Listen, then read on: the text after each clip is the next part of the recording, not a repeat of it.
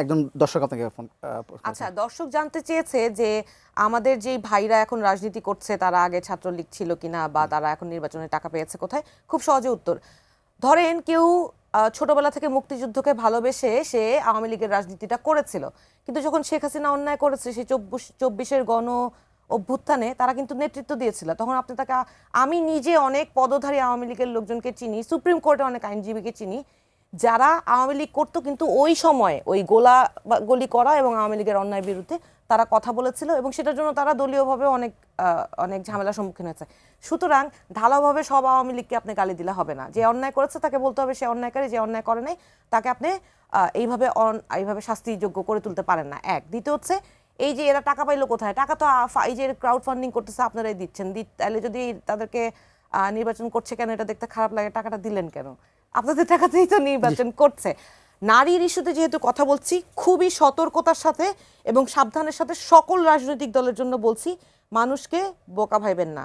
নারীদেরকে আপনারা অনেক বোকা মনে করেন, নারীরা আপনাদেরকে, আর আসলে আপনারা নারীদের প্রতি কি চিন্তা করেন সেইটা নারীরা অ্যাসেস করবে। ধরেন আপনারা বলছেন নারীর জন্য আমি একজন আরেকজনকে পাল্টা আক্রমণ করছেন, কিন্তু নারী নিয়ে আপনার নারীর মর্যাদা এবং সম্মান এবং নারীর নিরাপত্তা নিশ্চিত করার জন্য, নারীকে ইন্ডিপেন্ডেন্ট করার জন্য আপনার কি পরিকল্পনা সেটা নিয়ে আপনারা আদৌ কথা বলছেন না। শেষ এক প্রশ্ন, যে আসলে এই যে এবারকার নির্বাচনে নারীর বিষয়টি এখন এরপর থেকে এই যে কয়েকদিন আছে এক গুরুত্বপূর্ণ হয়ে উঠবে কিনা?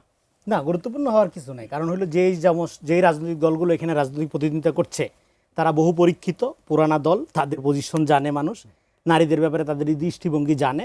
তারা বরং সমস্যাটা কোথায় হচ্ছে, সমস্যা হলো তার যে চিরাচরিত দৃষ্টিভঙ্গি, সেই দৃষ্টিভঙ্গির বাইরে একটা কিছু সে শো করতে চাচ্ছে যেটা সে আদতে না, সেটা শো করতে গিয়ে গ্যাঞ্জাম লেগে যাচ্ছে। সে নারীদেরকে আদারিং মনে করে, সে নারীদেরকে দুর্বল মনে করে, সে মনে করে নারীরা ফিজিক্যালি যোগ্য না নেতা হওয়ার, কিন্তু আবার তো ধরেন লাগবে নারী ভোট তো তার লাগবে, তাই না? ফলে সে মনে একটা মুখে আরেকটা করতে গিয়ে এই প্যাচগোষ্ঠটা হয়ে যাচ্ছে বেসিক্যালি। কিন্তু এখানে হ্যাঁ, বিএনপি নারীদের ব্যাপারে পজিশন কি, খালেদা জিয়ার অবদান কি, হ্যাঁ বিএনপির এখনকার পরিকল্পনা কি, প্রতিশ্রুতি না পরিকল্পনা কি, এগুলো মানুষ জানে। তো ফলে নতুন করে এখানে আমি আর কোনো সংকট দেখি না। আমি যেটা দেখি সেটা হলো যে এখানে মিস ইনফরমেশন, ডিসইনফরমেশন এবং পলিটিক্যাল লাই, যেটা যেগুলো মানে পলিটিক্যাল ট্রুথ যেটা মিথ্যার চেয়ে ডেঞ্জারাস, যেটা ক্রিয়েট করার একটা একেবারে ইন্ডাস্ট্রিয়াল লেভেলের যে ক্ষেত্র এখানে প্রস্তুত করা হচ্ছে, এইটা সবচেয়ে বড় ঝুঁকি। এতে করে হচ্ছে কি মানুষ ক্রিটিক্যাল ডিসিশনটা নিতে পারছে না, কৃত্রিম হাইপের মধ্য দিয়ে, হ্যাঁ কৃত্রিম হাইপের মধ্য দিয়ে যখন ম্যানুভারিং করা হয়, তখন যেটা হয় যে সিটিজেনের যে ক্রিটিক্যাল আন্ডারস্ট্যান্ডিং, তার যে ধীরস্থিরভাবে সিদ্ধান্ত নেবার যে ক্ষমতা, সেটা ম্যানিপুলেটিং হওয়ার সম্ভাবনা থাকে। দ্যাটস দ্য রিস্কি থিং আমি মনে করি। এটা নির্বাচন কমিশনকে খুব দ্রুত অ্যাড্রেস করতে হবে। একটা জিনিস যেটা বলতে চাচ্ছিলাম যে নারীদের সিক্স সেন্স কিন্তু খুব শার্প। নারীরা কার কাছে নিরাপদ এইটা কিন্তু একটা অন্য পুরুষের কাছে, কোন দলের কাছে বলেন, কোন দলের ছেলেদের কাছে, পুরুষদের কাছে নারী কতটুকু নিরাপদ এইটা কিন্তু নারী অ্যাসেস করতে পারে।